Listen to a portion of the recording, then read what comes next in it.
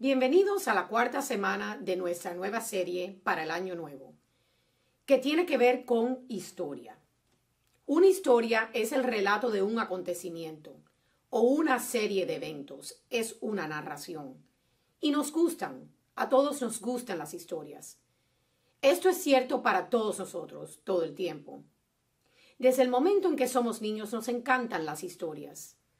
Las buenas historias nos involucran, nos entretienen, nos pueden enseñar y cambiar, y de vez en cuando una historia nos inspira. La razón por la cual nos gustan las buenas historias es simple. Nuestras vidas son una historia. Ustedes están viviendo una historia. Ahora, cuando vemos una película, cuando leemos un libro que nos presenta una historia, vemos a los personajes tomar decisiones y eligiendo opciones, y tenemos una perspectiva sobre la historia más grande, que tal vez ni siquiera los mismos personajes tienen. Tal vez entendemos toda la historia de una manera que los personajes no lo hacen. Y eso es exactamente lo que muchas veces no tenemos cuando se trata de nuestras propias historias. Muy a menudo tomamos decisiones sin una comprensión de cómo se conecta con todo lo demás que tenemos que hacer. Podemos caer en las mismas elecciones tontas y ciclos de malas decisiones una y otra vez, simplemente porque estamos operando en la oscuridad. Y muchas veces no tenemos a nadie a quien culpar, sino a nosotros mismos. Porque nunca nos hemos detenido lo suficiente como para entender nuestra propia historia y cómo la actual encaja con el pasado.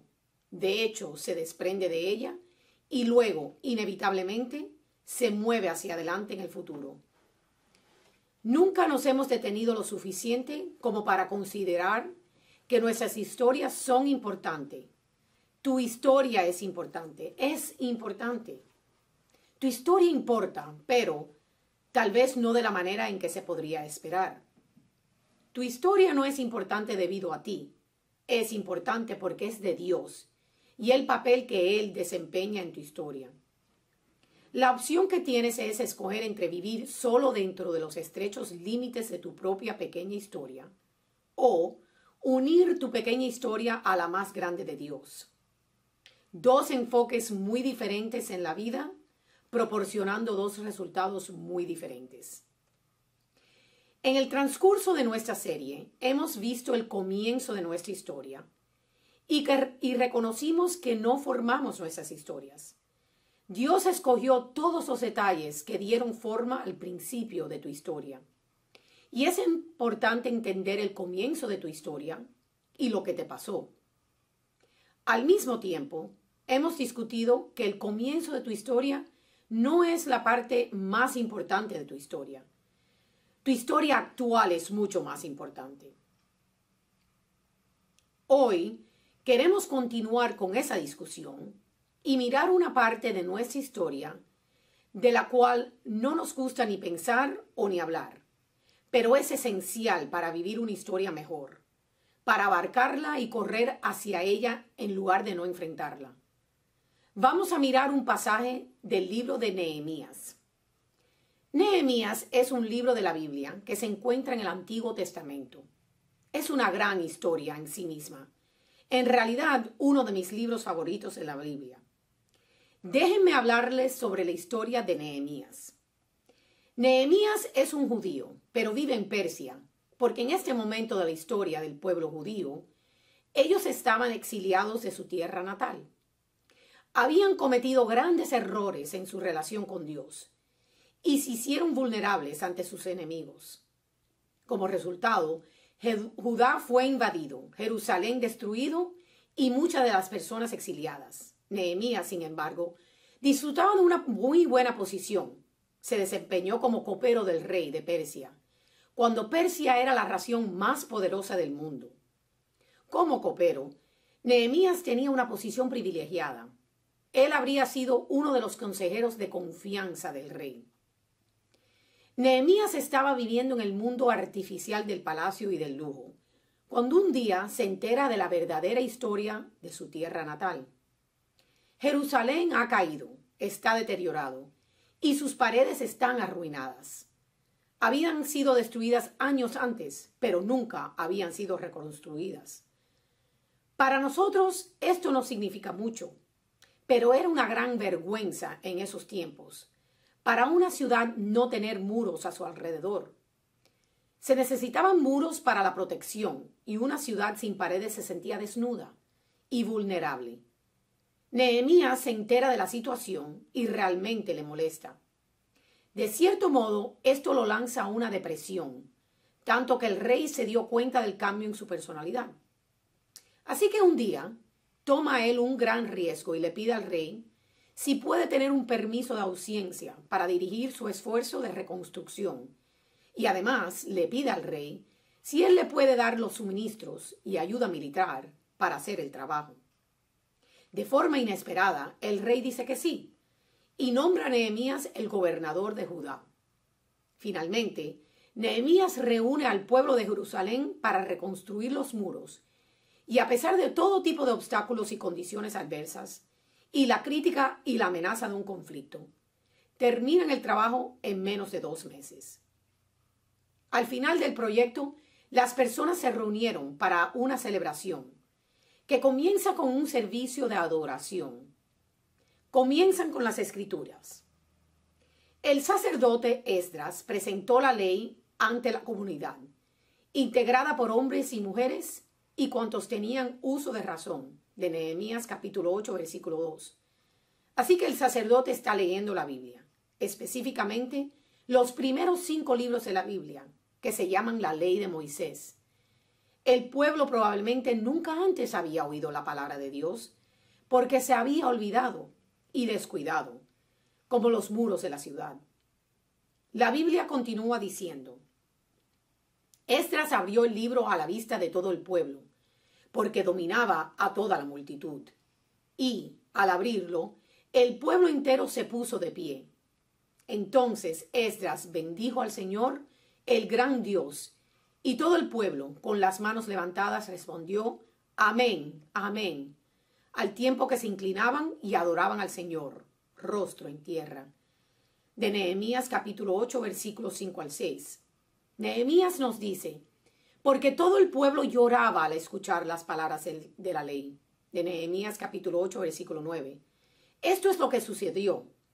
A medida que la ley se leyó y la gente escuchó la ley de Dios, se dieron cuenta de su ignorancia y que habían actuado en contra de la ley en muchas ocasiones. Empezaron a reconocer la enorme brecha entre sus vidas y las normas de Dios. Se dieron cuenta que habían abandonado su fe y que se habían alejado de Dios. Y ese reconocimiento los llena de arrepentimiento. La belleza y la verdad de la palabra de Dios simplemente penetran y cambian sus corazones. Comienzan a ver cómo Dios había querido que ellos vivieran y la belleza de sus mandamientos. Ellos simplemente no sabían las buenas noticias de la gran vida que Dios quería para el pueblo de Israel. Y realmente lamentan eso. Pero eso no es el final de la historia.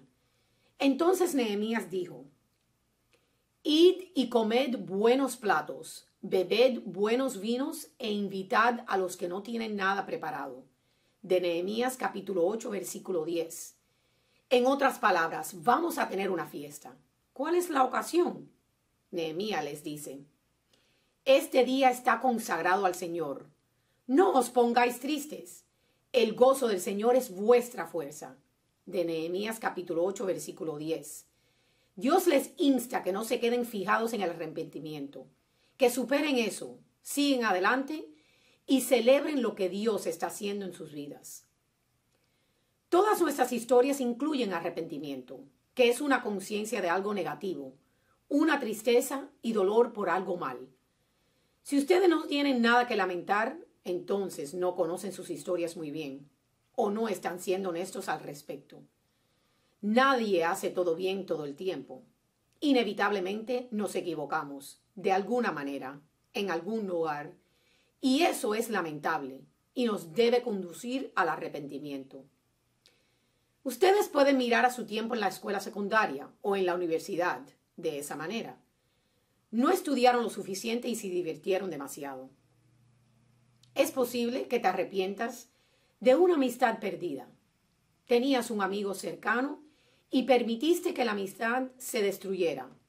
Y te arrepientes de no haber hecho nada más o luchado más, de no haber tratado más por reparar la relación. Tal vez sea un matrimonio que se vino abajo.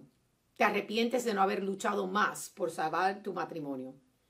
O te arrepientes de que le fuiste infiel en el matrimonio y que permitiste que tu corazón se desviara o que tus ojos miraran lo que no deberían. Tal vez te arrepientes de decisiones que tomaste como padre o madre. Tus hijos adultos tienen problemas y sientes esa punzada del pesar que tal vez fue algo que hiciste como padre o madre. Tu arrepentimiento podría estar en el trabajo. En un momento, te sientes como si debes actuar y sacar a relucir un problema. Sabías sin duda que lo que ocurría era malo, pero en vez de decir nada, te quedaste callado y tomaste el camino de menor resistencia.